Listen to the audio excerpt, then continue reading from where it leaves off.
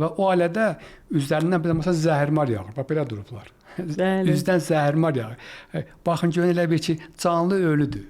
Qadın boşalmırsa cinsi enerjidə, qadın elə bir ki, ölüdür. O qadın qab da yuya bilmir. O qadın paltar da yuyur. O qadın çay gətirib kişinin qabağına qoyur, deyir, iç zəhərlən. Yeməyi qoyur qabağına, dildə bəlkə də qorxur deməyə, ürəyində deyir ki, ye zəhərlən.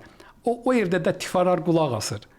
O yerdə qazanc olar, o yerdə sevgi olar. Axı biz sevgidən yaranmış məxluqlarıq.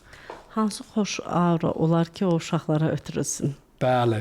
Bəli, elə məsələ bundadır ki, o qadın təsəvvür eləyin ki, o qadın özünü sevmir və öz uşağını qucaqlayır.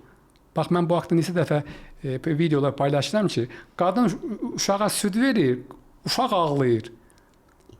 Gedir yoxlan heç nə yox. Deyir, problem nədir deyim? Çünki sən özünü sevmirsən.